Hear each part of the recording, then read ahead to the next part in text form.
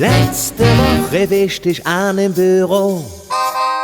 Du hast gesagt, wir südet uns einfach so. Lass mal einfach ins Ozean wie früher. Und ihr Blödsinn machen sowieso. Wir haben der Frauen nix gesagt, denn dat wird höck unsere Nacht. Nee, aber auf der Ringe in Starbucks Café. Jo, das hier Kaffee, da sag ich nicht nee. Da kann es nicht gewesen sein. Macht dir keine Sorge, wir haben sich bis morgen nee. Dann sind wir als Nächstes sind wir gelören. Bei jeder Musik ist ja immer jetzt drin. Und hier sind die Mädchen wunderschön, genauso muss sie doch sein. Und wenn alles schlafen geht, das ist mir doch ja. fange mir ich an. Tja, frag nicht wie.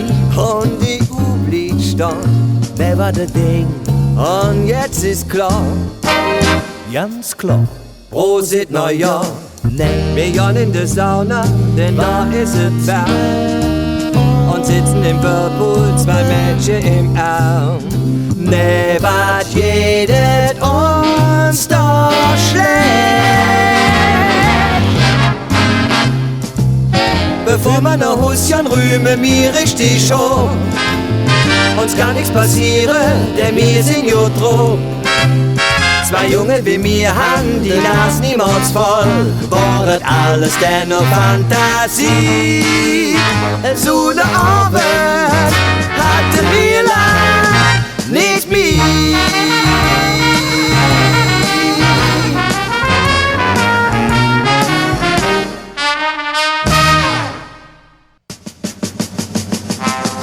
Bevor wir noch Husschen rühmen, mir richtig schon. Uns kann nichts passieren, denn wir sind ja drum. Zwei Junge wie mir haben die Nas niemals voll. War das alles denn nur Fantasie?